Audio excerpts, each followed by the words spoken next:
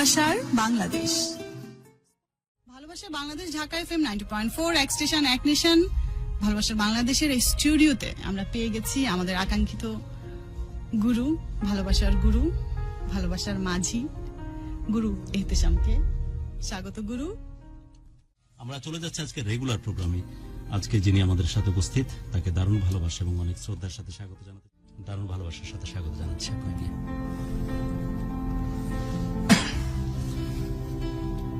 আসসালামু আলাইকুম। আমি মোহাম্মদ মাসুদুর রহমান, খুলনা থেকে এসেছি।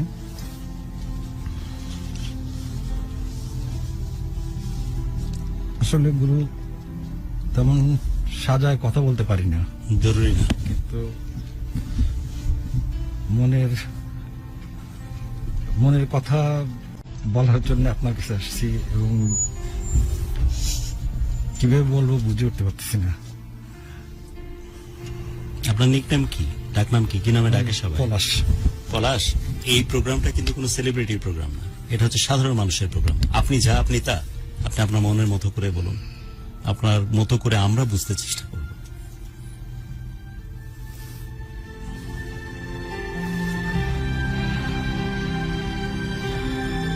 গুরু, আমি যখন আমার আম্মা বেঁচে ছিল, আমি ক্লাস ফার্স্ট ইয়ারে উঠছি, তখন থেকেই আসলে আমার আম্মার আমি বড় ছেলে ছিলাম। আমার আম্মা আমার থেকে মাত্র 16 বছরের বড় ছিল। সেই হিসেবে সে আমাকে অনেক আদর করত এবং কষ্ট কি কোনো সময় বুঝতে দিনি। মা বেঁচে থাকাকালীন একটা দিনও কষ্ট পাইনি। অনেক দেশও সে ঘুরাইছে আমারে, কিন্তু অনেক আনন্দ ফুর্তি করতাম, আনন্দের ভিতরে জীবন কাটাতাম, হাসি তামাশা এগুলো মানে খুব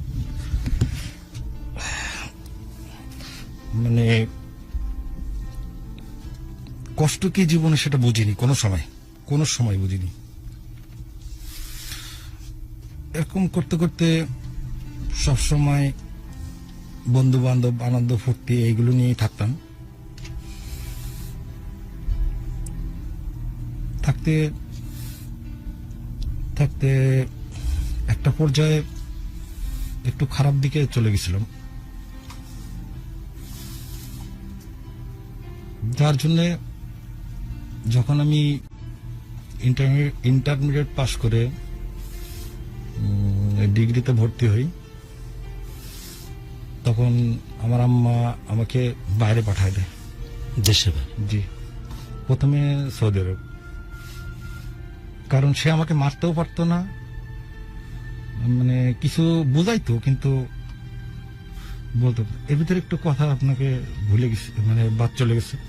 আমার আম্মা খুবই ফরেজগার ছিল এবং আমাদের এলাকায় খুব মানে ওইটা একটা আছে না যে কেউ আবার জামাত ইসলামী না, মানে জামাত করে যে আমাদের মুসলিমদের, আমরা যারা পুরুষরা জামাতে যাই 3 দিনের তাবলিগে, উনি ওইটার করতো এবং ওইটাকে ওইটা মোনাজাতও উনি করতো। এটা প্রতি বুধবার আমাদের বাসায় হইতো এবং উনি কারোর মানে এলাকার সব লোকই তাকে খুব প্রশংসা, এখনো পর্যন্ত তাকে। এবং সে যে দান সজ্ঞ করতো এটাও কিন্তু কাউকে জানতে দিত না। তা আমার আম্মা কোন বলতো যে তুই আমার এত আপন, মানে এত অন্তরের তুই, যে তোর আমি কিছু বলতেও পারি না, বললে আমারই কষ্ট হয়, তা তুই বিদেশ চলে যা। তবু আমি যাইতে চাইনি, কারণ দেশের যে আনন্দ ফুর্তি এইগুলোর বাদ দিয়ে যাব না। কিন্তু পর মুহূর্তে অনেক মানে আত্মীয় স্বজন ধরে বুঝায় টুঝে আমাকে পাঠায়। কিন্তু আমি ওখানে যাওয়ার পরে কাজ করি, 1.5 বছরের মাথায় আমি দেশে আসি। কোন দেশে গেছিলেন? সৌদিতে। জি। যার পরে ওইখান থেকে আসার পরে আমি ওইখানে ভালোই ছিলাম, কারণ ওইটা খুব স্ট্রিক্ট দেশ, ওখানে কোনোভাবে মানে অন্যায় কিছু করা যায় না। তারপরে ছুটিতে আসলাম, আসার পরে আমার আম্মা মানে আমার একটা কলিগ, সে আমাকে কিছু মানে ওইখান থেকে তার আত্মীয়র জন্য কিছু জিনিস পাঠাইছিল। ওকে। এটা যশোর হুম হুম। জেলা। তো আমি জিনিসটা যখন দিতে যাই, তখন তারা আমার সাথে কথাবার্তা বলে জিজ্ঞাসা করলো যে আপনি বিয়ে করছেন কিনা বা করবেন কিনা। তা সেই মুহূর্তে অবশ্য আমার বোনের বিয়ে হয়েছে, তখন আমি ছুটিতে আসলে আমার বোনের বিয়ে হয়েছে। তা আমার একটাই বোন বিয়ে হয়ে গেলে আমার আব্বা আম্মা দেখলাম মানে কেমন যেন একটা মানে অ্যাবসার মাইন্ড, মানে বাসার থেকে যে একটা জিনিস চলে গেছে ওই কষ্টটা অনুভব করতেছে। তখন আম্মা আমি ওইখানে যখন জিনিস দিতে গেছি, তখন তারা আমাকে বলল যে একটা ভালো মেয়ে আছে, বিয়ে করবেন আপনি? তা আমি বললাম আমি আগে আমার আম্মার কাছে জিজ্ঞাসা করি, যদি আম্মা রাজি থাকে তাহলে। তারপরে জিনিস দিয়ে আমি গেছি। যাওয়ার পর আমি আমার আম্মার সাথে আমি খুবই ফ্রি ছিলাম, এবং এমন কোনো আলাপ নাই আমার আম্মার সাথে আমি করতাম না সেই মানে ছোট থেকেই। এমনকি আমার আম্মার আমরা 2 ভাই 1 বোন, মানে আমার ভাই বোনকেও আমার আম্মারে ভাগ দিতে আমি চাইতাম না, আমি এমন স্বার্থপর ছিলাম। আমার মা মানে যদি দেখতাম আমার আম্মা ওদের সাথে বেশি কথা বলতেছে, তাতেও আমার রাগ হইতো। আমার সাথে আগে কথা বলতে হবে, সবকিছু আমার সাথে। তা এখন তারপর আম্মাকে বললে, আম্মা বলল যে ঠিক আছে, তুমি মেয়ে দেখাও। ওকে। যেটা বলছেন যে বিয়ের কথাবার্তা অলরেডি চলতেছে এবং দেখা যাক যে ফাইনালি সিদ্ধান্তের কোন জায়গায় গিয়ে দাঁড়ায়, এটা আমরা জানবো। পলাশ বলছেন তার জীবনের কথা, স্পেশালি তার মায়ের প্রশ্নে অসম্ভব রকমের অ্যাটাচমেন্ট এবং লাগাও, যে জিনিসগুলো তার কথার মধ্যে ঘুরে ফিরে আসছে। এবং তিনি বলছিলেন যে আমার বাকি ভাই বোন আছে, তারপরও মনে হয় যে আমার মা শুধু আমার মা, যে মানে একদম প্রচ্ছন্ন অধিকার এবং একচ্ছত্র আধিপত্য শুধুই থাকুক আমার মায়ের প্রতি আমার। তারপর আবার তার সাথে রাগারাগিও বেশি করতাম। এটা অনেকে বলতো যে তুই তো তোর আম্মাকে বেশি জ্বালাস, কিন্তু আম্মা এটা জানতো যে আমার বড় ছেলে আমাকে বেশি ভালোবাসে, এটা সে জানতো, এবং সে আমাকে অনেকবার বলেছে। আমি তারপরে আসলে মাকে যে পরিমাণ মিস করি বুঝছেন গুরু, আমি আপনারা বুঝাতে পারবো।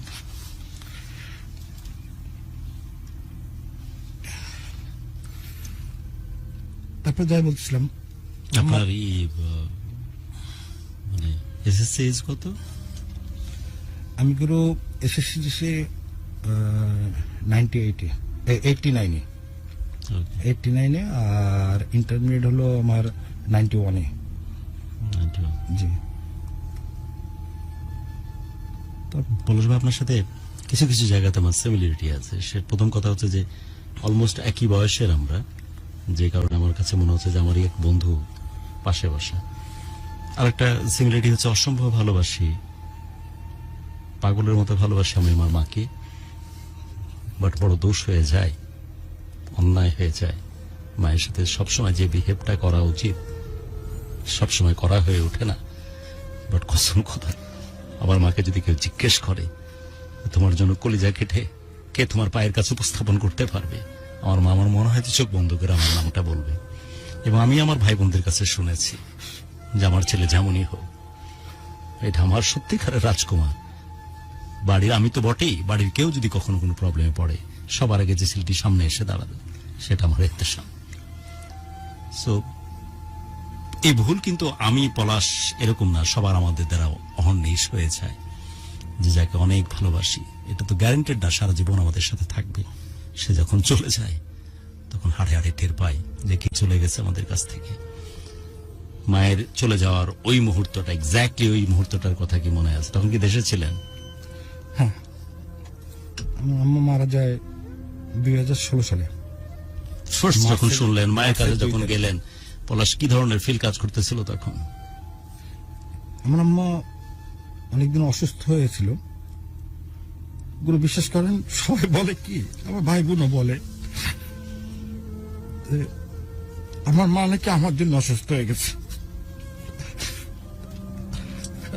আমার জন্য নাকি মারা গেছে।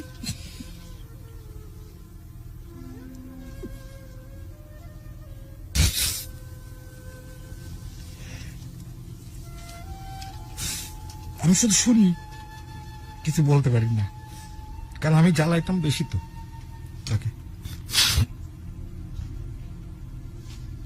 হ্যাঁ, তবে কোনোদিন আমি যে কাজগুলো করতাম এটার জন্য সে জ্বলতো, কিন্তু তাকে যে আমি শারীরিক নির্যাতন এগুলো আমি কোন সময় না, বা তাকে খারাপ ভাষা ব্যবহার করা এগুলো আমি করতাম না।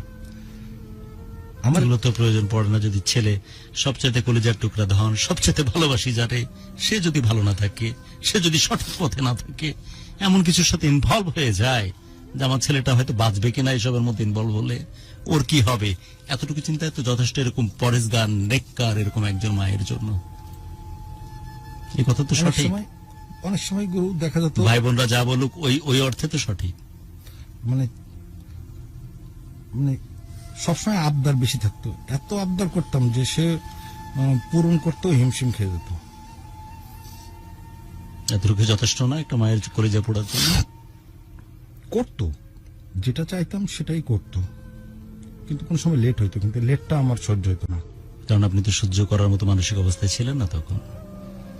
আর রাগ ছিল প্রচুর, রাগে ধ্বংস করে ফেলছি, অনেক অনেক কিছু রাগে ধ্বংস করছি।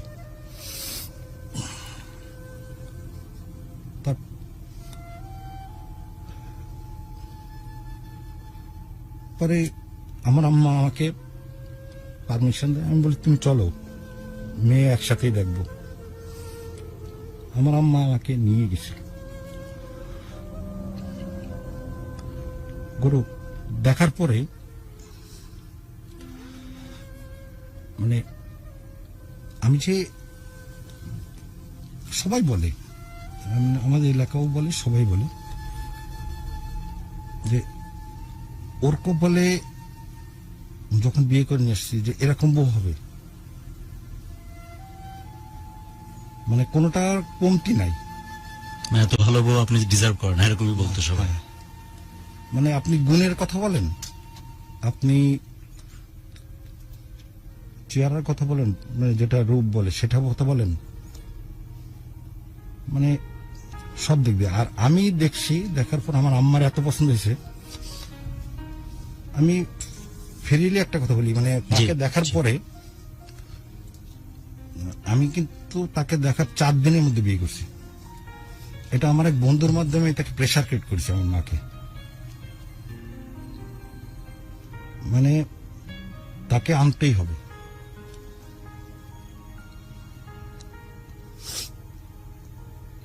তারপর আনার পরে যখন তাকে বাসায় আনছি প্রথম দিন, মানে সে একটা কথা বলছিল আমাকে যে আমি এইসব কথা তখন জানতাম না, এখন অনেকে বলে শুনি, কিন্তু আমি ফার্স্ট আমার ওয়াইফের মুখ দিয়ে শুনছি। যে আমি বলছি কি যে আমার মা কিন্তু আমার সবচেয়ে আপন, আমি তারে জ্বালাই আবার তাকে ভালোবাসি বেশি। হ্যাঁ, মাকে যখন জ্বালাতন খুব করতাম, আম্মা কিন্তু খালাম্মার বাসায় চলে যেত, এদিকে চলে যেত, মানে আমি ফোন বন্ধ করে দিত যে আমি যাতে খুঁজে না পাই, কিন্তু আমি তাকে খুঁজে যেখান থেকে হোক বের করে আনবই। এবং যারা তাকে শেল্টার দিত, রাখতো, তাদেরকে আমি অনেক উল্টোপাল্টা কথা বলতাম। মা বাসায় থাকতে হবে। আর আমার একটা কি, আমার রাগটা কেমন, ধরেন 5-10 মিনিট, 5-10 মিনিটে আমি মানে দুনিয়া কি এটা আমি জানতাম না। মানে যার প্রতি রাগ, পারলে তাকে মানে মেরেই ফেলাই, কিন্তু বেশিক্ষণ থাকবে না রাগ, রাগটা বেশিক্ষণ থাকতো না। আর একটা স্বভাব আমার খুব খারাপ ছিল, এটা মানে আমি মাপ চাইতে পারি না, ভুল করবেন কিন্তু ক্ষমা চাইবেন না। ক্ষমা চাইতে পারি না। মানে ওটা কেমন জানেন, এটা আমার কেমন যেন বলতে পারেন লজ্জা করে। আমি বুঝতেছি যে আমি ভুল করছি, ভিতরে ভিতরে হচ্ছে, কিন্তু আমি বলতে পারি না।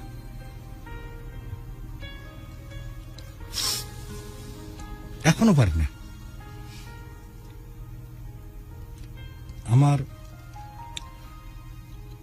তারপরে যখন ওই যে বললাম না প্রথম রাতে ভাবি বলছিল আমার বলতেছে, আমি বলতেছি আমি কিন্তু আমার মার কষ্ট সহ্য করতে পারি না। তা খালি একটা কথা বললো যে আসলের থেকে সুদের দাম বেশি হবে। এই কথাটা এখন অনেকেই বলে, আমি পরে শুনছি, কিন্তু তো সেই দিনে সেই সময় প্রথম শুনেছি ওর মুখ থেকে। আর তাই শুধু আমার মা না, আমার টোটাল একটা কথা বলে না, আমাদের এখানে বলে, আপনাদের এখানে কি বলে জানেন, গোষ্ঠী। আমার নানার বাড়ির গোষ্ঠী বলেন, আমার দাদার বাড়ির গোষ্ঠী বলেন, মানে সবাইকে যে একটা মানুষ এইভাবে আপন করতে পারে আমি কল্পনা করতে পারি না। ভাবির কথা বলছে। হ্যাঁ, কল্পনা করতে পারি না সে যেই। এবং আমার একটা কথা একটু আগে বলি, আমি প্রতিটা সেকেন্ডে নিঃশ্বাস নিঃশ্বাসে আমি অনুভব করি এটা। এখন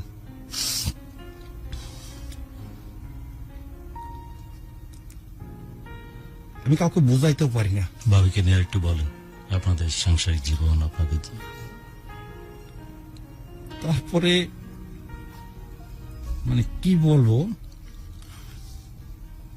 একই ওই যে ঘটনা বললাম না কি যে করেছেন, অপরাধ- যেমনটা অপরাধ- করেছেন অপরাধ। আপনার মায়ের উপস্থিতিতে একই ঘটনা কি ঘটতেছিল তখনও ভাবি যখন আপনার সংসারে আসে? না, ওর সাথে আমার সেরকম চলতো না, কিন্তু আমার যে এটা যখন প্রকাশ পাইছে তখন তো একটু কষ্ট পাইতো। আমার এটা বলতে প্রকাশটা- আপনি বোঝাচ্ছেন আপনার বেপরোয়া জীবন, হ্যাঁ, আমার- স্পেশালি একটা খারাপ বিষয়ে নিজে আসক্ত হয়ে পড়া, এটাই তো। আমি যেমন কিন্তু আপনাকে দেখে মনে হচ্ছে কোনো মেয়েলি ব্যাপার তো কখনোই আপনার না লাইফে না ছিল না। আমার কিন্তু এমন একটা আসক্তির মধ্যে আপনি জড়িয়ে পড়েছেন যে জিনিসটা মেনে নেওয়া ভাবের প্রশ্নে না। সম্ভব ছিল না, এবং মাকে দিনের পর দিন এটা বরদাস্ত করতে হয়েছে, তাই তো? হ্যাঁ, তারপর আমার আম্মারও একটা ধারণা ছিল, আমার আম্মা একটা কথাই বলতো যে নামাজ পড়তে যেতে বলতো। যাতে করে সে আসক্তি থেকে বুঝতেছে, ফিরে আসে। সে বুঝতেছে আমি নেশা করছি, তারপরেও সে ওইটার কথা বলে না, লজ্জায় বলতো না, কিন্তু সে আমাকে বলতো নামাজ পড়তে যেতে। যাতে করে নেশার জায়গা থেকে ফিরে আসেন।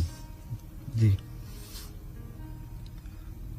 ভাবি সংসার আমি আসার পর অনেকে আমি অনেকগুলো প্রোগ্রাম দেখছি, আপনার প্রোগ্রামগুলো আমি দেখি। বাস্তবে আমার মনে একটা কথা আমার মানে আপনাকেও বলার উদ্দেশ্য, আর যারা শ্রোতা তাদেরকেও বলার উদ্দেশ্য, সবাই দেখি বেশিরভাগ যে অন্য কি অন্যায় করছে সেটা নিয়ে আসে, আমি কিন্তু সেটা নিয়ে আসিনি। এটা ডিফারেন্ট। আমি আসছি আমার অন্যায়। আমার স্টুডিওতে এরকম ঘটনায় বেশি শুনি, এই প্রথম শুনতেছি যে আমি কি ভুল করেছি সেগুলো স্বীকার করতে আসছেন আপনি। জি। জি বলেন, ভাবি আসলো, ভাবি আসার পরে আপনার এই এই এই সব ঘটনা সম্বন্ধে আমার জানলো। বিয়ের মানে পরের দিন হুম হুম। আমি তার কাছে ধরা খেয়ে গেলাম। যে আপনি হাতে নাতে। আসক্ত কোনো একটা নেশায়, হাতে নাতে। হাতে নাতে বলতে কি,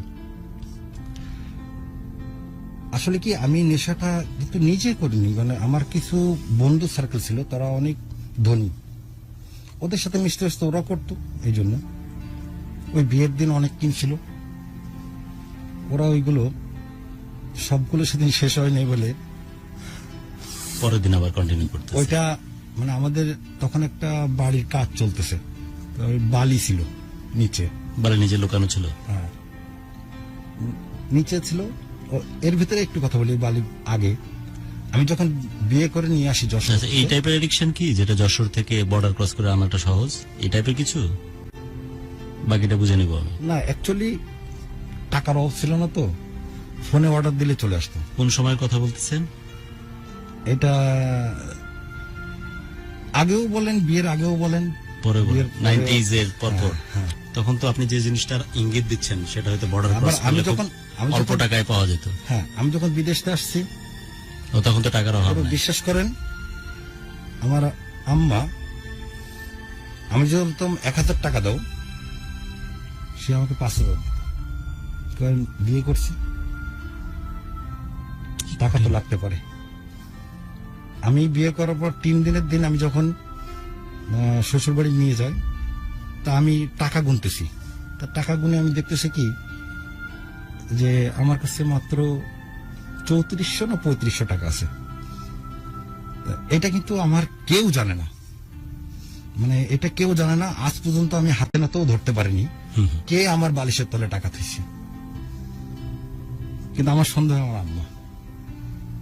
আমি গুনতেছি, উনি সেই সময় আমারে বলছে কি করতেছো, তা করতেছো বলতো না, করতেছিস। তা আমি বলতেছি কিছু না। তা আমি এবার থুয়ে দিছি। পরে আমি ওয়াশরুমে গেছি, আসছি, আসার পর দেখলাম বালিশ সরানো। তখন আমি বালিশ সরানো আমি বুঝতে পারিনি, কিন্তু বালিশের তলে থোয়া না, আমার বেডের তলে 5000 টাকা ওখানে। আমি হঠাৎ করে 5000 টাকা কোথার থেকে ওখানে আসলো আমি জানি না। তা আমার সন্দেহ হয় আমার আম্মা থইছে। আর কে দিবে বলেন? গরু বিশ্বাস করেন, আমার ভাই বোন আমার গোষ্ঠীর কেউ জানে না, কিন্তু আমি আজ পর্যন্ত কাউকে বলিনি এই টাকা কোথার থেকে পাইছি। কিন্তু আমার আজও সন্দেহ হয় এটা আমার আম্মা থইছে। অপরাধ বোধের কান্না কবে কাঁদবেন পলাশ? আপনি যে ঘটনার বর্ণনা দিচ্ছেন, একদম আমি থরে থরে পুরো ব্যাপারটাকে অনুভব করতে পারছি। এমন পুণ্যাত্মা, এমন মা কই পাবেন? পুরুষ মানুষ তো সবসময় কান্দে না, কিছু সময় কান্দে যখন হারে যায়। আমি হারে গেছি, তো হারে যাওয়ার জন্য সব ব্যাপারে তো কান্না আসে না। কষ্ট তো অনেক কিছুই হয়, কান্না তো আসে না।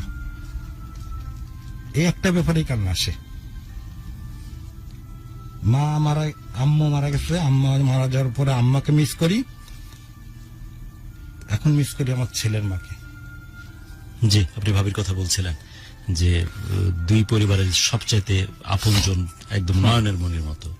ভাবি এমন ভাবে সমস্ত সবাইকে নিজেকে নিজের মতো করে ভালোবাসছেন। তারপরে যখন ওই কিন্তু আপনি ধরা খাইলেন পরের দিনই যে আপনি কোন একটা অ্যাডিকশনের সাথে জড়িত। ওই বালির মধ্যে যে নেশা আমি জিনিস যখন ধরা হাত দিয়ে বছর খুঁজতেছি, তখনই দেখে ফেলেছে। মানে হয়েছে কি, ওই যে বললাম না, বিয়ের পরের দিন? বিয়ে যখন করে নিয়ে আসতেছি, হুম। তখন আমার গাড়ি সামনে একটা গাড়ি, পিছনে একটা গাড়ি। পিছনের গাড়িতে আমার ভাই বসা। হুম। তা ওরা সবাই আলাপ করতেছে কি, যে ও আমার সাথে যেভাবে অ্যাটিটিউড করতেছে, মানে ঘর পরে আসতেছে, তো সবাই চিন্তা করতেছে কি যে আমাদের মনে হয় লাভ ম্যারেজ। আচ্ছা। কেউ বিশ্বাস করতেছে না যে অ্যারেঞ্জ ম্যারেজ। হুম, হুম। তারপরে সবাই বলতেছে না, ও সৌদিতে থাকতে তখন হয়তো প্রেম টেম করছে। ফোনে টোনে প্রেম হয়েছে এরকম। তারপরে যেদিন ওই ধরা খাইলাম বিয়ের পরের দিন, ভাবি কি বললেন? উপর থেকে দেখছে, মানে আমি নিচে বাইরে যাচ্ছি হুম, হুম। প্যান্ট শার্ট পরে, এই বালি থেকে ওগুলো বাইর করতেছেন। আমি ওখান থেকে মানে বের করতেছি হাত দিয়ে। আমি যেটা আন্দাজ করতে পারি, যে ধরনের বর্ণনা দিচ্ছেন ওগুলোর সাথে তো আমিও তখনও কম বেশি দোতলার- পরিচিত ছিলাম। ছোট ছোট জিনিস টের পেলো কেমনে? দোতলার বারান্দার থেকে দেখতেছে, ওখান থেকে দেখে ফেলছে। কারণ বারান্দাটা এমন ভাবে করা, ওই নিচে বালিটা দেখা যায়। ওইখানে একটা ঘর উঠবে, তো ওখানে বালি রাখা। কয়টা ছিল? তখন 5-6টার মতো নাকি আরো বেশি? তো ওগুলো সব একটা একটা করে বাইর করতেছে। না, একটা আমার বাইর করছে, আজকের দিনে এখন বাইরে যাব, যে কটা লাগবে সে কটা নিচ্ছে। সেই কটা। তা দেখে কিছু বলিনি। পর মুহূর্তে সে আমাকে, যখন রাত হয়েছে তখন বলতেছে যে আমাদের এইখানে অনেক বাসায় দেখছি এরকম অশান্তি, সেই অশান্তি কি আমার কপালে আসলো? যা বোঝার বুঝে গেছেন ভাবি। তখন আমি বললাম যে আসলে বাইরের থেকে আসছি, তো 3 মাসের ছুটিতে আসছি, বন্ধু বান্ধব ছাড়ে না, এখন আমি তো চলে গেলে তো আর হচ্ছে না, হুম। তবে এবার থেকে আর করবো না। কিন্তু আমি জানতাম না যে আমি চলে যাওয়ার পরে আমি যে 2-3টা নিছি, বাকিগুলো যে ও বের করে ওপরে নিয়ে আসছে তা তো আমি জানি না।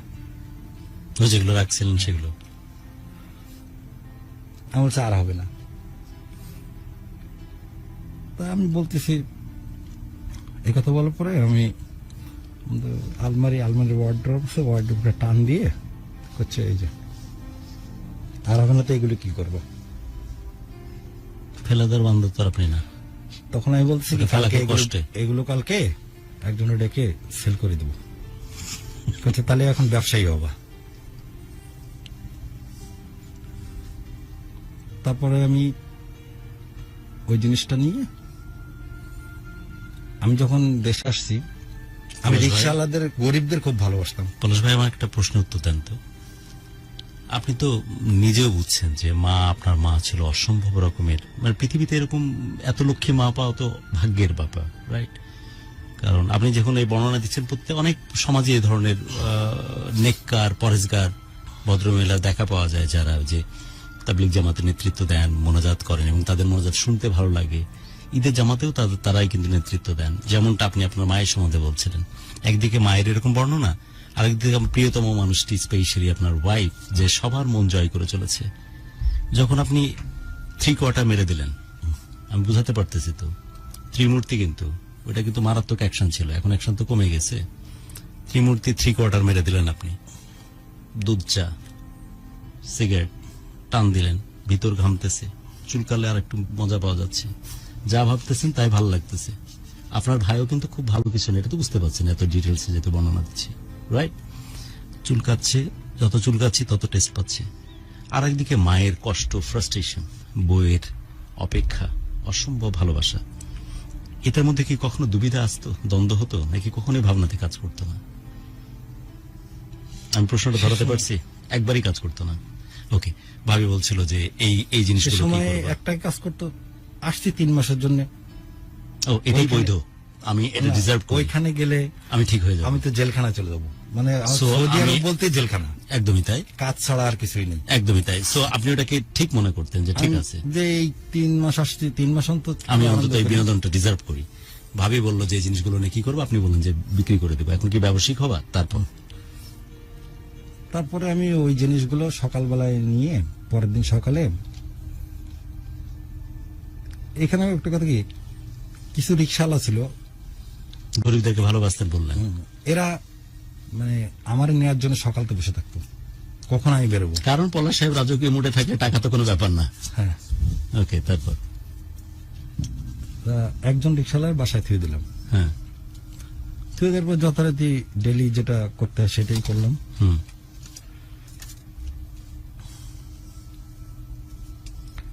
তারপরে 3 দিনের দিন তো, এরপর এটা তো 3 দিনের আগের ঘটনা। 3 দিন গেলাম শ্বশুরবাড়ি। বিয়ে সে 3 সময়- দিনের ঘটনা এটা, 3rd ডেতে আপনি শ্বশুর বাড়ি যাচ্ছেন। সে সময় কিন্তু ও জানে না, কিন্তু আমার কাছে রয়েছে।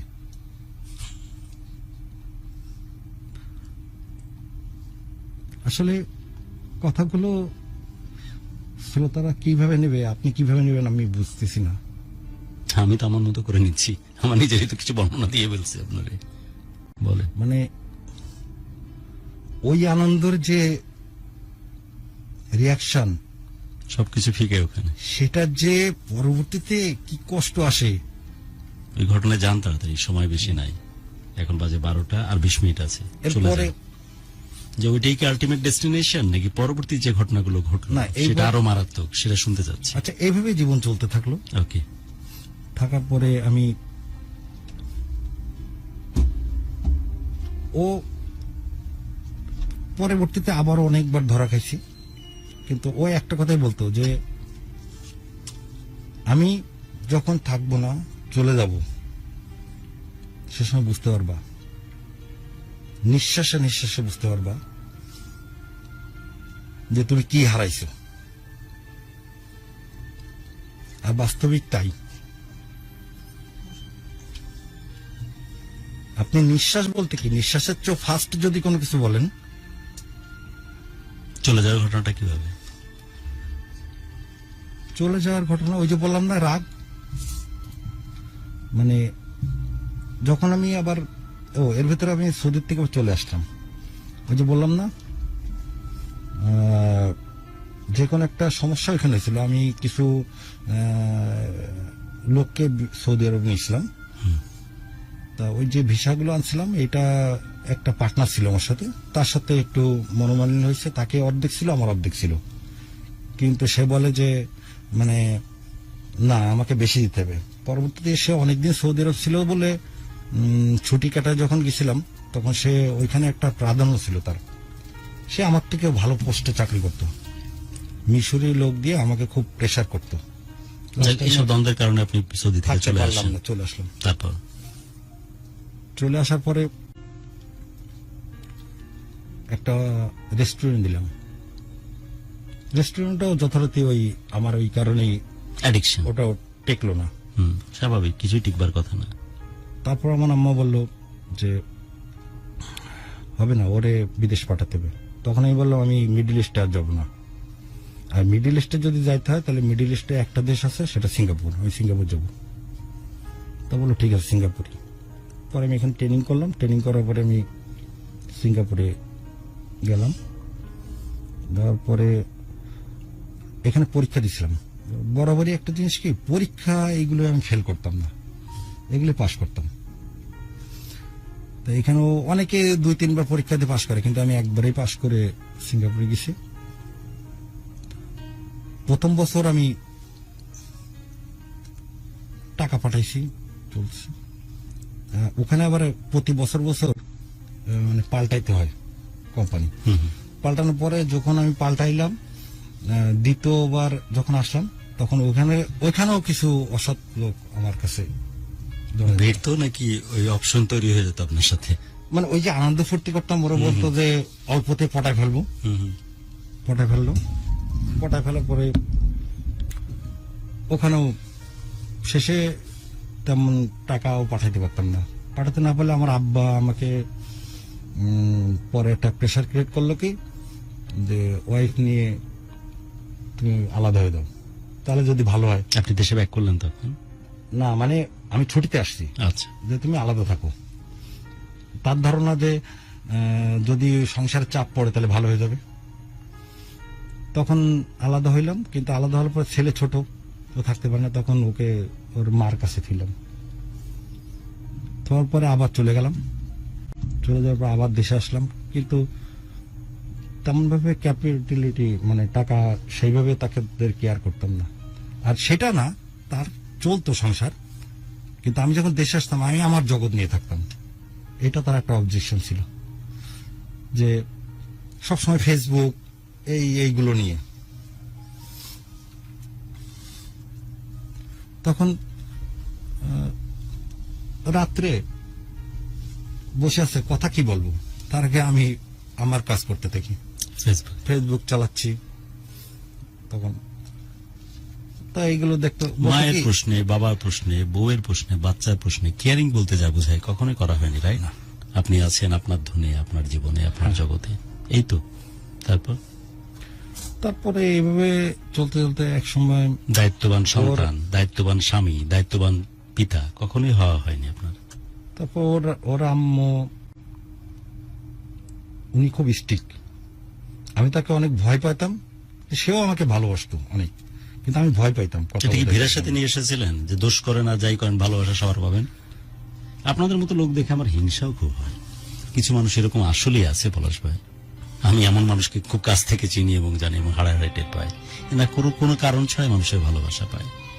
আবার আর একটা মানুষ, পলাশ ভাই অন্যভাবে নিয়েন না, মায়ের এবং বউ বাচ্চার ভালোবাসা পাওয়ার জন্য পাগলের মতো খাটে, তারপরও তারা ডিপ্রাইভ হয়। আপনি কিন্তু ব্লেসড ওই অর্থে। আপনি খেয়াল করে দেখেন, এতটুকু গল্পের মধ্যে যতটুকু বুঝেছি, আপনার মা, আপনার বউ সবাই কিন্তু পাগলের মতো ভালোবেসেছেন।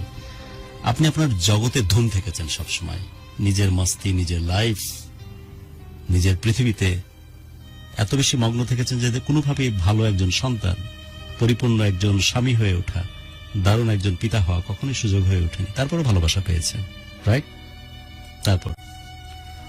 তারপরে এর আগে আমার ছেলে হলো। আমার ছেলে আসলে মানে অসুস্থ ছিল হসপিটালে। অসুস্থ থাকলে মানে ওর মানে যে কষ্ট, মানে সবচেয়ে বড় কথা একটা বাচ্চা কিন্তু মানে কিভাবে এটা বলতে হবে, আমার ছেলে কিন্তু ওর মার দুধ খাইত, বা আমার এখন মনে পড়ে কথাটা। তো অসুস্থ ছিল, মানে ও ছেলে পাগলের মতো ছেলের পেছনে করতো। আমি বলতাম কি যে ছেলে ওখানে তো দাদি আছে, আর আমার আম্মা আব্বা মানে আমার ছেলেকে খুব ভালোবাসে, তো এত চিন্তা করার কি আছে কোনো, বলে না। এমনকি মানে মাদের সাথে আমি বাসা আসলে এত সান্ত্বনা দিতাম, মানে ছটপট করতো এ করতো, আমি তারে বলতাম যে এত ছটপট হওয়ার কিছু নেই, তুমি কিছু বুঝবে না, তুমি জগৎ নিয়ে তোমার জগৎ নিয়েই থাকো। কারণ আপনি জগৎ থেকে তখনও তো বাড়াননি। না, বাচ্চা যে কষ্টই থাকুক না কেন, যত কষ্টই হোক না কেন, আপনি কিন্তু আছেন আপনার পৃথিবীতে। এটাই তো, এই অপরাধ বোধ তো আপনাকে শেষ করে দেওয়ার কথা পলাশ ভাই।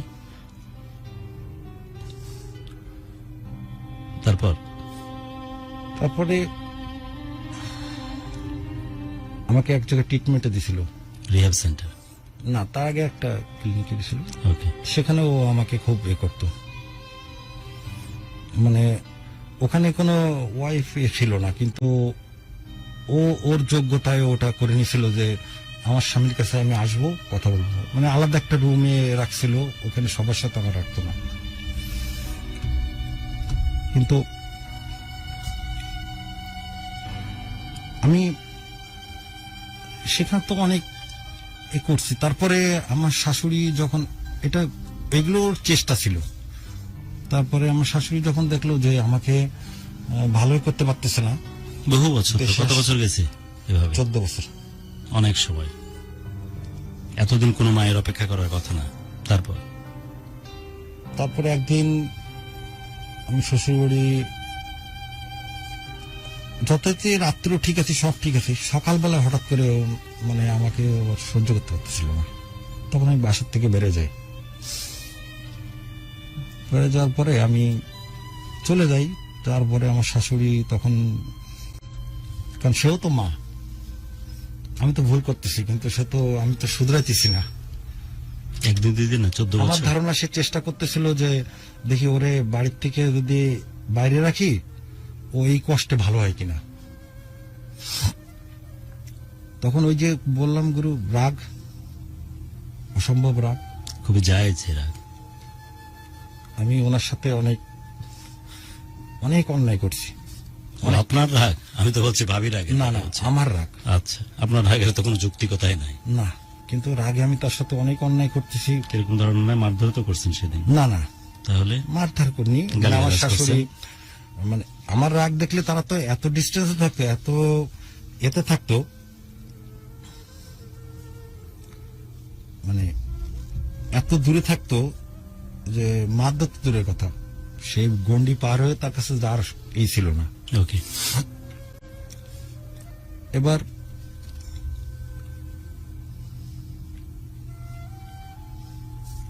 সময় নেই, কিন্তু একদম শেষ সময়ের দিকে। আসলে গুরু মানে সময়ের সাথে পারতেছি না, যার জন্য মিলায় আপনি বলেন, বলতে থাকেন, মানে কিভাবে বলতে থাকেন। আপনি বলছিলেন গুছায় বলবো, না আর গোছানো লাগবে না, আপনি মোটামুটি ঠিকই বলতেছেন। আমি আপনাকে এটা বলছি যে অপরাধ করছি, অপরাধের পরে কি হইতেছে আর এখন কি, এটা আমি এই জায়গাতে যাইতে চাচ্ছি। অলরেডি তো আপনি বললেন তার সাথে সে অপরাধ সবই আমার। সেই সময় সকালবেলাতে সে আপনার প্রশ্নে বিরক্ত দেখাচ্ছে, দেন আপনি তার সাথে মিসবিহেভ করলেন। তারপর আপনি কি এরকম মেয়ে দেখছেন যে এক গ্লাস পানি ঢেলে খাইলে রাগ করে যে আমি আসি কি জন্য? দেখিনি তো, আসলে দেখিনি, শুনিও নি। আমার ওয়াইফ, বিলিভ মি, শুনিও নি। এক গ্লাস পানি ঢেলে খেতে দেন না আমাকে, দিত না। আমি কিন্তু শুনিও নি পলাশ ভাই। বলে বিদেশে কাজ করো, এখানে এসে কাজ করবো কিসের? আমি আছি কি জন্যে?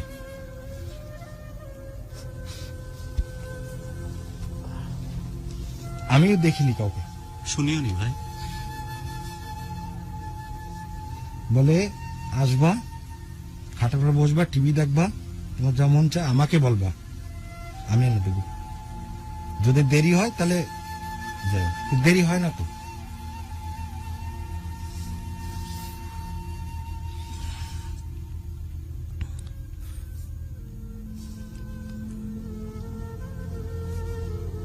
এবার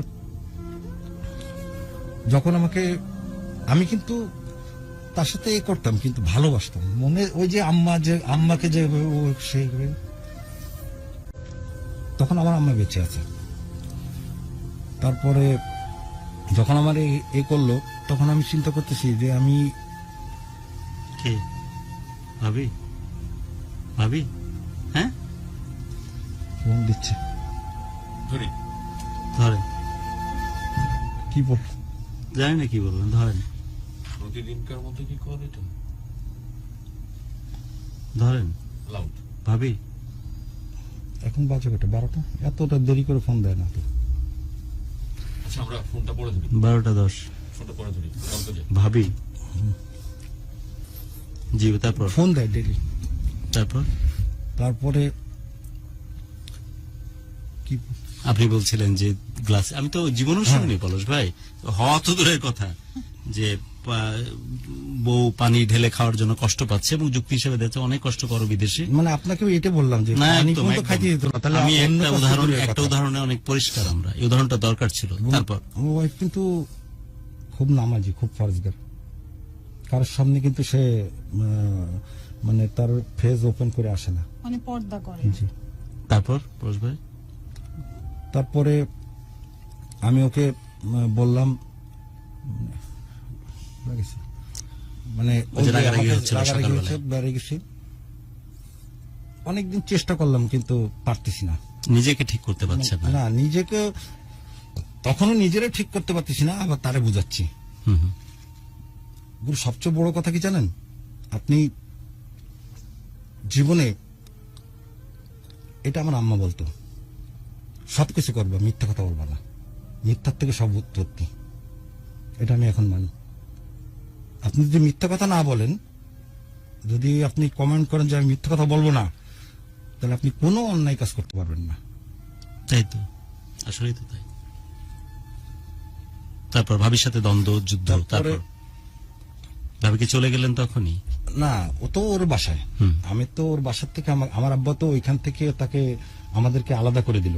ওকে, তারপর তো ভাবি ওদের বাচ্চা নিয়ে বাসায় চলে গেল তার নিজের না, বাসায়। আমাকেও নিয়ে আসছে। আচ্ছা। তখন ওইখানে থাকার পরে যখন বের করে দিল আমাকে, হুম। আমার শাশুড়ি হয়তো চিন্তা ভাবনা ছিল যে ও হয়তো চাপে পড়লে ভালো হয়ে যাবে। হুম। তখন আমারে বাইরে দিল, আমি বাইরে এরকম। তখন আমি চিন্তা করি যে আমি যদি এখন খুলনায় যাই, তাহলে আমি কার মুখ দেখাবো, কি করব? এমনি তো সবাই আমার অপরাধী করে, প্রমাণ হয়ে যাবে। তখন আমি যশোরে মানে ঘুর করি, বুঝছেন? ভাবির বাড়ির আশপাশে হোটেলে থাকি, ওইখানে। হ্যাঁ, খুলনা ব্যাক করেননি? না, ওই শ্বশুর বাড়ির আশপাশ দিয়ে ঘুরঘুর করেন? প্রায় 3 মাস। ঘুরঘুর করেন যে কখন ডাক দিবে? হ্যাঁ, এর ভিতরে আবার একটা কথা আছে যে যেদিন আমার বের করে দেয়, আমি বলছি আমার ছেলে যার কাছ থাকবে, কার কাছ থাকবে দাও। তা আমার ছেলেকে জিজ্ঞাসা করছে, ছেলে বলে আব্বুর কাছে থাকবো। তখন ক্লাস 6-এ পড়ে আমার ছেলে। তো আমার ছেলেও আমার সাথে চলে আসছে। আমিও নিয়ে আসছি যে ছেলের টানে হয়তো চলে আসবে। আপনি নিজেও জানেন ছেলেকে মানুষ করতে পারবেন না, আপনার যে চালচলন। কিন্তু আপনি ভাবছিলেন যে ছেলেকে নিয়ে আসলে বউ হয়তো চলে আসবে। এবার ছেলেকে নিয়েও হোটেলে থাকি। কি লাইফ কাটাইছেন? টাইম মানে ছেলেও তো তখন 6-এ পড়ে, তেমন বোঝে না। টাকা ম্যানেজ করতেছি। আমার কিছু সিঙ্গাপুরে বন্ধু বান্ধব আছে, ওরা অনেক টাকা দেয় আমাকে, সেই টাকা খাই আর ঘুরে বেড়াই, এই করি।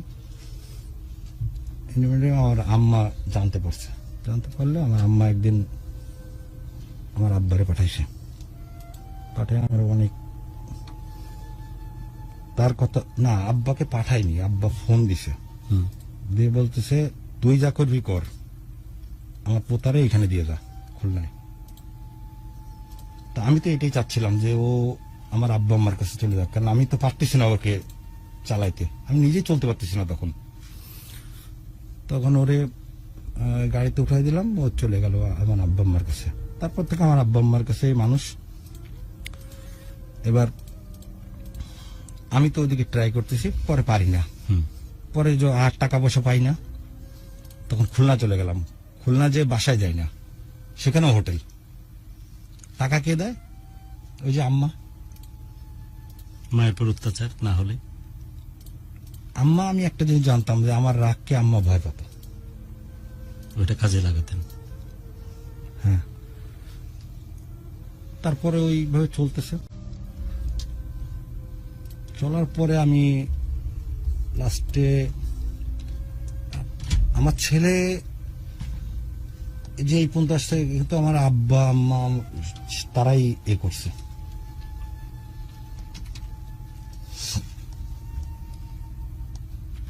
তারপরে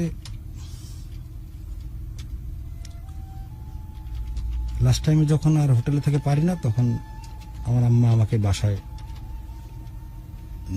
মানে বাসায় গেছি। ভাবিকে তো কোনোভাবে কনভিন্স করতে না, পারলেন না, পারিনি। ফাইনালি যশোর থেকে চলে আসলেন। এবার এর ভিতরে আমি চলে আসছি। ও, এর আগে হয়েছে কি, আমি অনেক লোক আছে না, অনেক বুদ্ধি দেয়। হুম। তো আমার একজন বুদ্ধি দিচ্ছে যে আপনি আপনার ওয়াইফকে বলেন ঝুলায় রাখা যাবে না, হয় বাড়ি আসো নাহলে ছেড়ে দাও, তা দেখবেন চলে আসবে। প্রেশার দেওয়ার জন্য। তা আমিও চিন্তা করছি যে হ্যাঁ, এই কথাটা তো ভালো, কারণ ও তো যে মেয়ে, ও আমাকে যেহেতু ছেড়ে আপনি দেবে জানেন না। যে ও আপনাকে ভালোবাসে। ছেড়ে দেবে না, কিন্তু ও কিন্তু গড়িমসি করতেছে, মানে কোনো কথা, মানে কোনো কাজ করতে চাচ্ছে না, ও এইভাবেই রাখতে চাচ্ছে জুলাই। মানে অনেক মানে অনেক বুদ্ধি রাখতো। মানে উনি উনার অ্যাবসেন্স দ্বারা আপনাকে বোঝাতে চাচ্ছে উনার গুরুত্বটা। আর উনি চাচ্ছে যে যেহেতু তখন আমার ওর আম্মু, ওর রাগ, ওইটাকে কিভাবে তাকেও ঠিক করা যায়, আবার এদিকে ঠিক হয়ে যায়, ওইটা চাচ্ছে। তারপরে আমি ওনার ফ্যামিলি থেকেও প্রেশার ছিল অনেকখানি ওনার উপর। তারপরে যে আমি মানে কি করব, আমি প্রেশার দিতে থাকলাম। লাস্ট টাইমে এমন একটা প্রেশার দিলাম যে- হয় আসো না ছেড়ে দাও। হ্যাঁ। উদ্দেশ্য তো ছেড়ে দেওয়া না, না। এটা বললে যদি ফিরে আসে। এরপরে এক জায়গায় বসবাসী হলো। বিশ্বাস করেন, আমি এখন পর্যন্ত বিশ্বাস করতে পারতেছি না যে ও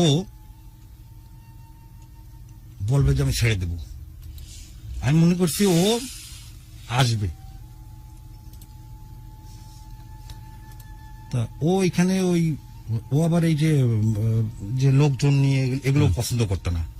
ও এখান থেকে এটাকে বলে কেটে চলে আসছে যে হ্যাঁ ছেড়ে দেব, কিন্তু কাগজ করতে তো প্রসেসিং এর টাইম লাগে। এখন টাইম ঠিক আছে দিল, 1 সপ্তাহ টাইমের ভিতরে আমার কাগজ দেবে ছেড়ে দেওয়ার।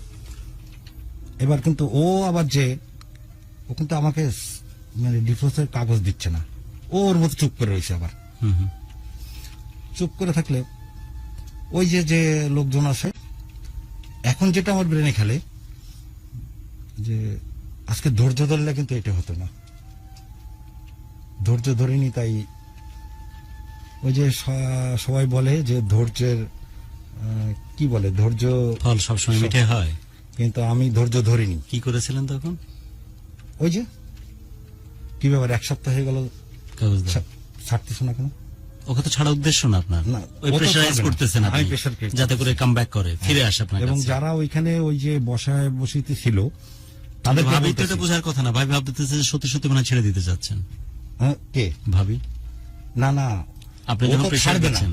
হ্যাঁ, ও তো ছাড়বে না বিদায় ও চাচ্ছে, ও আমাকে ওই যে এখানে সবাই বসছে হুম। ওখানে ওর ওই পরিবেশ ভালো লাগতেছে না, ওখান থেকে ফিরে আসার ও জন্য ফিরে শুধু দেবো বলছেন বলছে, হ্যাঁ, ছেড়ে ছেড়ে দেবো। দেবো। এক সপ্তাহ পরে। আর আপনি এখন তো প্রেশার বলা দিচ্ছেন যায় না। পরবর্তীতে যে কাগজ এক রেডি হলো না সপ্তাহ কেন? ওভার হয়ে যখন আরো টাইম ওভারে যাচ্ছে, তখন আমি চিন্তা করতেছি ওই যে যারা সবাই বুদ্ধি দিচ্ছে, ওই দেখ ছাড়তেছে না, হুম। তার মানে ও আসবে। হুম, এখন আবার বল ছাড়তেছে না কেন?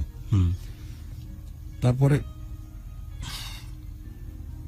একদিন, তখন আমি যশোর ছিলাম, হুম। আমার বাসার ঠিকানায় আমরা শেষের দিকে যাচ্ছি। একটা রেস্ট্রিক্ট চিঠি চলে গেছে। আপনার বাসা ঠিকানা? গেলে আমার আম্মা বলতেছে তোর একটা রেস্ট্রিক্ট চিঠি আসছে, তা তোর ঠিকানা পাঠাই দিলাম যশোরে। পাঠাইছে।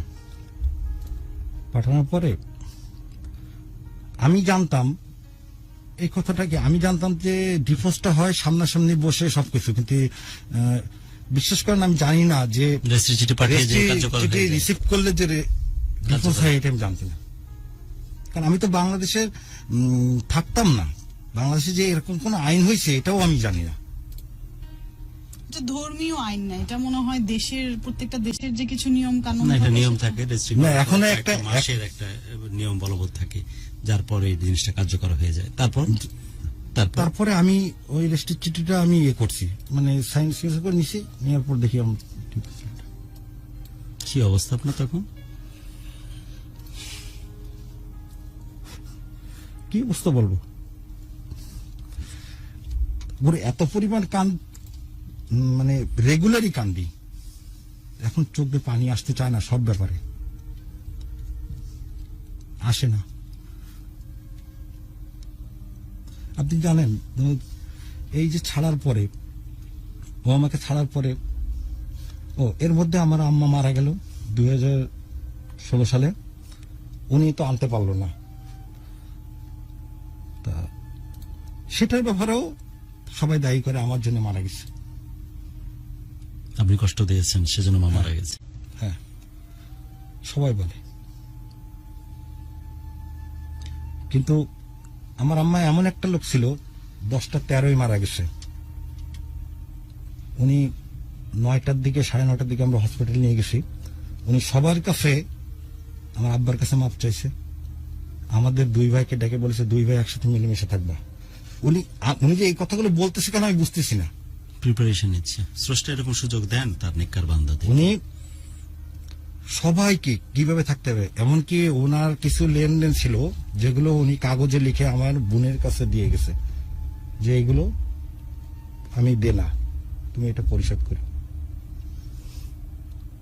তারপরে আমাদেরকে বললো কি 10টার একটু আগে সবাই চলে যাও, খালি নিজের বোনের রাখলো, মানে আমার খালাকে সবার পাঠা দিছে। এটারও কারণ আছে, যারা নেককার তারা ওই মৃত্যু যন্ত্রণার সময় বেআব্র না হয়ে যায়, সেই কারণে ওনারা ওইভাবে প্রিপারেশন নেয়। পাঠাই দেওয়ার পরে আমরা বাসায় কেবল আসছি, তখন 10টা 13 বাজে ফোন আসছে যে আম্মা মারা গেছে। এবং মারা গেছে কেউ টেরই পাইনি। আমার খালার এইখানে উনি মাথা দিয়েছিল, কিছুক্ষণ পরে আমার খালা তো মনে করছে ঘুমাচ্ছে, উনি সিসিউতে ছিল। তা বলতেছে ডাক্তার এসে দেখেছে উনি তো মারা গেছেন। মানে আমরা কিন্তু উনি কয়টা মারা গেছে এটা বলতে পারি না, কিন্তু আমরা 10টা 13ই বলছে, এটাই আমরা। মা তো জীবদ্দশায় আপনার বউকে ফিরিয়ে আনতে পারলেন না। তারপরে ডিভোর্স তো হয়ে গেল, যখন আপনি রেজিস্ট্রি চিঠি সিগনেচার করে নিলেন, আমার আব্বা- তার একটা নির্দিষ্ট সময় পর ডিভোর্স কার্যকর হলো। তারপর এবার মা মারা যাওয়ার পরে আমি কিন্তু তখন একেবারে আগের মতো অত খারাপ তা না, কিন্তু মানে ছিল, কিছুটা ছিল। খেলা বলতে আপনার নেশা কিছুটা কমে আসছে তখন, হ্যাঁ, তারপরে এটা আম্মা থাকতেও দেখেছে যে আপনি ভালো হওয়ার আমি চেষ্টা কিছু, করছেন। হ্যাঁ। তারপরে যে উনি যখন আমার আম্মা যখন মারা গেছে, তখন এটা মনে হয় আমার আব্বা আমার বোন সবার মানে একটা পলিসি ছিল যে ওরে বাড়ি থেকে তোমরা সব চলে যাও, ও আর ওর ছেলে থাকুক।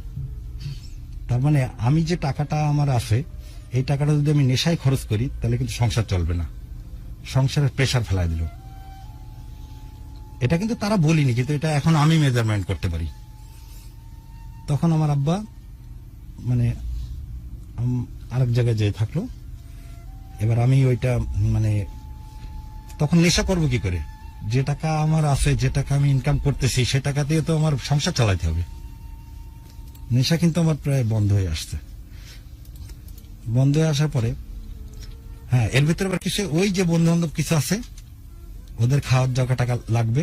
ওরা আমার যেহেতু আব্বা নাই, আমার ঘর পুরো খালি, দোতলা বাড়ি, ওই জায়গাটা রে করতেছে, বিনিময়ে আমার কিছু খাওয়াইতেছে।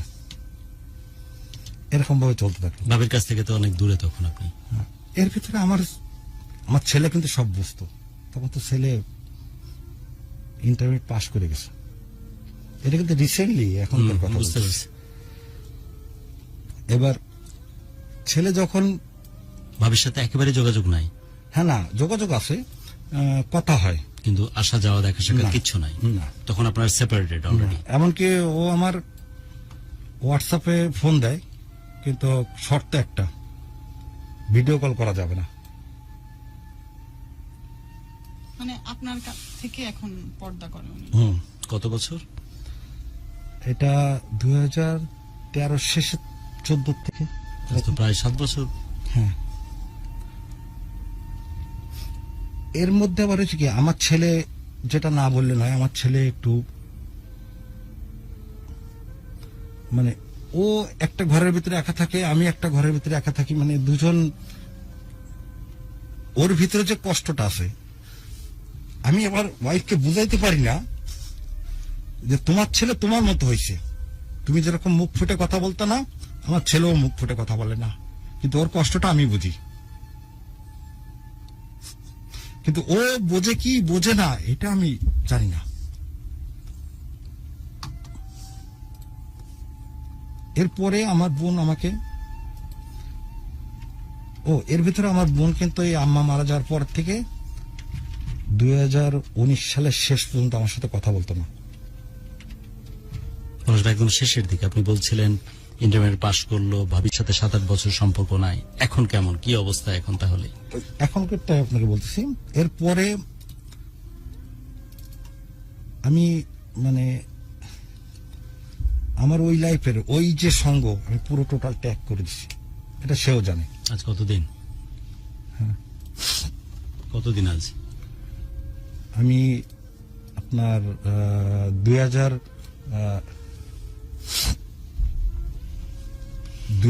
সালের জুলাই মাসের 15 তারিখে থেকে আমি টোটাল 2000 ভুল বলতেছেন, ভালো করে বলেন। এখন 2020 সাল, এবার ঠিক আছে। 2020 সালের জুলাইয়ের 15 তারিখের থেকে তার অলমোস্ট 2 বছর হয়নি, হতে চলেছে। নেশার সাথে মিনিমাম কোনো সংশ্লিষ্টতা নাই আর না। এবং আমি ওই যে আপনাকে বললাম আমি রিহ্যাব কিভাবে আছেন এখন এই 2 বছর? রিহ্যাব করছি এবং ওইটার ফলো করে চলি। রিহ্যাব সেন্টারে ছিলেন এবং তারপর থেকে আর এডিকশনের মধ্যে, নেশার মধ্যে জড়াননি। এবং কিভাবে ওরা আছেন এখন? আপনার এই যে 1 নম্বর কথা হলো যে নিজে কাজ করি। বাচ্চাকে সাথে? হ্যাঁ, ছেলে আমার সাথে এখনো? হ্যাঁ, তবে আল্লাহর কাছে অনেক শুকরিয়া, আমি আগের যে জীবনে ছিলাম এখন আমার ছেলে আমাকে অনেক ভালোবাসে, অনেক ভালোবাসে। এটা ওর মাও আমাকে বলে। নেশার কোনো সংশ্লিষ্টতা নাই? না, আমি একটা স্প্রিট টাইগার পর্যন্ত খাই না, একটা নাপা ওষুধ ছাড়া কোনো ওষুধ খাই না। 2 বছরে? এটা আমার ওয়াইফও জানে, কেন ও তো সব রেজাল্ট পায় আমার ছেলের কাছে, ছেলের মাধ্যমে। এর ভিতরে কি আমার ছেলে ভাবিকে ওর বলেন সাথে- না ফিরে আসার জন্য? বলি, কি বলে ভাবি? শুধু আমি না, আমার যারা ভালোবাসে, যারা বয়স্ক আছে, সবাইকে দিয়ে রিকোয়েস্ট করি। গত 8-9 বছর তো এই কাজই করতেছেন, এখনো ফিরে আসেনি। কি বলে ভাবি? মানে কেমন সম্ভব না সম্ভব, মানে কেমন যেন কথা বলে, মানে কি বলে আমি বুঝতে পারি না। 8-9 বছর ধরে চেষ্টা করতেছেন, রাইট? নাকি আরো বেশি? না, আগের চেষ্টা তো আসবই না। না, সে যেদিন ডিভোর্স হয়েছে সেখান থেকে কয় বছর হলো? এই যে আজ পর্যন্ত 21 পর্যন্ত কত? 14 থেকে 14 ডিভোর্স থেকে হলো? ধরেন 7 বছর, 7.5 বছরের মতো। ভাবিকে বললে কি বলে? বলে আগে বলতে সম্ভব না, এখন ভাবি তো জানে যে আপনি অ্যাডিকশন, নেশার মধ্যে নাই এখন, না যেহেতু জানে। বাচ্চা আছে, বাচ্চা তো সব খবরই দেয়। জানে, এখনো বলে সম্ভব না, কিন্তু আগের মতো ওইভাবে বলে না। কিন্তু আমি তাকে আমার ছেলেও একবার অনেক চেষ্টা করছে। অনুষ্ঠান একদম শেষের দিকে চলে এসেছে পলাশ ভাই, এই মানুষগুলোকে নিয়ে আপনার কি কি বলার আছে আমার বড় জানতে ইচ্ছা হয়, অসম্ভব রকম আমি জানতে ইচ্ছা হয়। জীবনে একটা কথা বলি, নিজের মজা, নিজের মাস্তি, আমার জীবনের নিজের অ্যাডিকশন ছাড়া আর কোনো সবকিছু- কিছুর গুরুত্ব দেননি। এমন একজন নেককার মাকে পেয়েছিলেন, জন্ম দিলেই সবাই কিন্তু মা হয়ে যায় না, আপনি জানেন তো না? হ্যাঁ। যে এমনও মা আছে তার পরকীয়ার জন্য নিজের সন্তানকে জবাই করে বের হয়ে গেছে। মা হলেই যে পাগলের মতো সন্তানকে ভালোবাসতে হবে এমন কোন নিয়ম আছে কি পৃথিবীতে? আপনার কপাল গুণে এমন একজন নেককার আল্লাহর ওলি টাইপের মাকে আপনি পেয়েছিলেন, যে মায়ের গর্ভে আপনি ধারণ আপনি সে জন্ম নিয়েছেন, তাই তো? সে মাকে কিন্তু কষ্টের চূড়ান্ত দিয়েছেন, এ ব্যাপারে কোনো সন্দেহের কোনো কারণ নাই। অ্যাডিকশন করেছেন, নেশা করেছেন, প্রেসার দিয়েছেন, যা ইচ্ছা তাই ভাবে অন্যায় ভাবে আপনি তার কাছ থেকে টাকা রেস্কিউ করেছেন, যেটা আপনি বললেন। অনেকে বলে না, কেউই বলে না, আপনি বলেছেন যে এই জিনিসগুলো আমি করেছি। আপনার সন্তান দিনের পর দিন তাকে বিচ্যুত করে রেখেছেন তার মায়ের স্নেহ এবং ভালোবাসা থেকে। আপনি আপনার মতো করে যেভাবে চলেছেন, এরকম একটা পুণ্যবান নারী যে আপনার ঘরে বউ হয়ে এসেছিল, সবাই বলে যে এমন বউ কিভাবে ডিজার্ভ করে পলাশ, সেই মানুষটাকে দিনের পর দিন কষ্ট দিয়েছে। এই অপরাধবোধ, এই কষ্ট আপনাকে ওই ঘরের মধ্যে যখন একা একা থাকেন, আপনার মধ্যে কি ধরনের রিয়েলাইজেশন আসে পলাশ ভাই? কতটুকু অপরাধবোধ আপনার মধ্যে কাজ করে? কিভাবে ভাবেন নিজের জীবনটাকে? নিজের সামান্য মাস্তির জন্য, কিছু নেশার জন্য কতগুলো মানুষকে জড়িয়ে পুড়িয়ে আপনি অঙ্গার করে দিয়েছেন। কি মনে হয় আপনার নিজেকে নিয়ে? ওর কি কষ্ট, মানে একা একা থাকা, মানে একটা লোক পাই না কথা বলবো। মানে আপনি জানেন, এইগুলো একটা দিক দেখি ও কিন্তু, এই যে দেখেন আমি কোনো বিপদে পড়লে তাকে বললে সে কিন্তু আমার আবার বুদ্ধি দিচ্ছে। সে তো আমি- তার মহানুভবতা না, যে এত কিছুর পরেও তো আপনার পাশে দাঁড়াচ্ছে। কিন্তু আপনি যে অন্যায়গুলো করেছেন আপনার সন্তানের সাথে, এরকম পুণ্যবান একজন ওয়াইফের সাথে, এরকম নেককার একজন মায়ের সাথে, সেগুলো আপনাকে কিভাবে রিয়েলাইজেশন আসে, আপনি কিভাবে চিন্তা করেন এই জিনিসগুলোকে, সেটা বড় জানার ইচ্ছা আমার। শুধুই তো নিজের মাস্তি আর নিজের ভালো লাগার জন্য, আর তো কিছু না। এটার জন্য এতগুলো মানুষকে এভাবে জ্বালিয়ে পুড়িয়ে ছারখার করে দিয়েছেন আপনি। আমি যাদেরকে জানেন, ওই যে কলম না, যে সবাই সংসার করে, বুঝছেন, দেখলে কষ্ট হয় আমার, জানেন। আমি ওর ছেলেকে নিয়ে, ওরে নিয়ে একটু শান্তি থাকতে চাই। এই মুহূর্তে আমাকে যদি এই ছেলে আপনার, এটা আমি তো দেখাতে পাচ্ছি না, কেমনে পারছেন আপনি? হ্যাঁ, এই যে স্ক্রিনে আপনার ছেলে, কেমনে পারছেন আপনি? বহু বছর কপাল করে আসলে এমন বুঝতেছি যে আমাদের ভাবি কত বেশি সুন্দর, আপনি তত সুদর্শন কেউ না।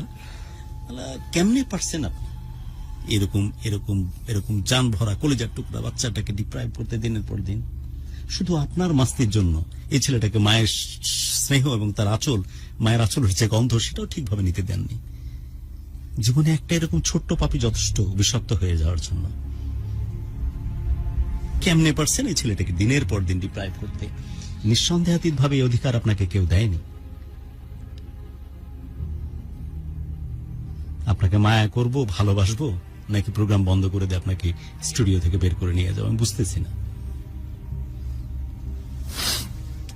জি বলুন, অনুষ্ঠান একদম শেষের দিকে। আমার তো এখন তো আপনার অবস্থা এরকম যে আপনার নিজের সন্তানের দিকে চোখে চোখ রাখার মতো পরিস্থিতি নাই। পারলেন কেমনে? তো কলিজা ঠান্ডা হয়ে যায়। দেখেন, দেখতে অসুবিধা কি? দেখেন, মুখ তুলেন, এই যে আপনার ছেলে। আমি তার স্ক্রিন ঘোরাতে পারছি না আপনার কারণে, যে আপনার ছেলে যেন বিতর্কিত না হয়ে যায়। এরকম একটা জান ভরা লক্ষ্মী ছেলেটার সাথে এত ডিপ্রাইভ এই ছেলেটাকে করতে পারলেন কিভাবে? জি বলুন, অনুষ্ঠান শেষ করছি আমি। আমরা কিছু বলার থাকলে বলুন, আপনার বউকে উদ্দেশ্য করে, আপনার সন্তানকে উদ্দেশ্য করে, আমরা দুইজনে- চলে যাওয়া মাকে উদ্দেশ্য করে। দুইজনে, মা তো চলে গেছে, তাকে তো ফেরত পাবো না, কিন্তু আমরা দুজনেই খুবই কষ্টে জীবন পালন করি, খুব শূন্যতা অনুভব করি। তার কে দায়ী এটার জন্য?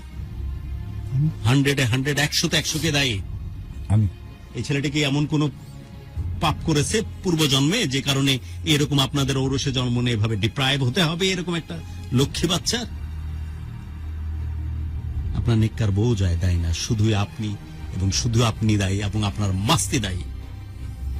এত